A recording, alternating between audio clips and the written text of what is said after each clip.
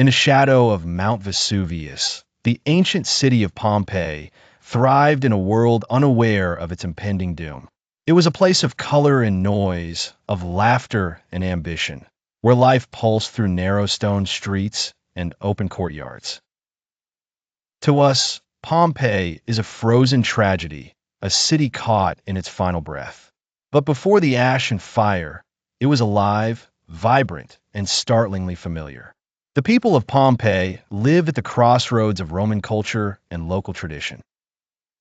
In the morning, merchants opened their stalls, filling the air with the smell of bread still warm from stone ovens, and with the chatter of bargaining voices. Markets overflowed with figs, olives, and wine, symbols of abundance from the fertile soil. Children played in the streets, scratching games into the pavement with small stones, while their parents discussed politics, fortunes, or gossip from Rome itself. The city was adorned with art and color. Frescoes painted on villa walls showed gods, lovers, and myths of heroes. Some told of Bacchus, the god of wine, others of Venus, the goddess of love, who was especially honored in Pompeii. These images reflected not just belief, but aspiration. In the dim glow of oil lamps, families would admire these painted stories as they dined, never knowing they would one day be entombed with them. Pompeii was also a city of pleasures. Taverns lined the streets, offering cheap wine and companionship. Brothels, with explicit murals still visible today, reveal a society that embraced desire openly, even in ways that shock modern sensibilities. Public baths served as the heartbeat of the city, where citizens gathered not just to wash, but to discuss business, politics, and philosophy. In these steaming halls, the elite mingled with the ordinary, united in ritual and routine. Yet Pompeii was not without shadows. The sharp contrast between the wealthy and the poor was etched into its very stones. The grand villas of the elite stood beside cramped apartments where slaves and workers lived in hardship.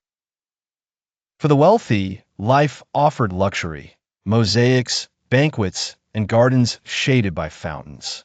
For the poor, survival meant toil under the sun, carrying amphorae of wine or grinding grain endlessly for bread. And all lived under laws that gave masters power over life and death, a reality that could turn a home into a prison. Signs of unease were there, though unnoticed or ignored. Vesuvius trembled, sending occasional warnings, small quakes, the strange taste of water, a sulfuric smell in the air. To the people of Pompeii, these were natural inconveniences, nothing more. The volcano had slept for centuries, and they trusted in its silence. Life continued, even as fate counted the days. On the eve of the eruption, Pompeii was alive with anticipation of festivals and feasts. Wine flowed freely, musicians played, and citizens filled the theaters with applause. The amphitheater echoed with the roar of crowds, as gladiators fought beneath the Mediterranean sun. Then came the morning of August 24th, AD 79. Dark clouds rose from the mountain like a curse unfurled. Ash rained upon the city, choking the air and blotting out the sun. Families fled, clutching children, treasures, and prayers. But the streets that once echoed with joy became rivers of fear. Walls collapsed, roofs caved in, and fire poured from the sky. In hours, Pompeii was gone, buried alive under a shroud of ash, its vibrant life silenced.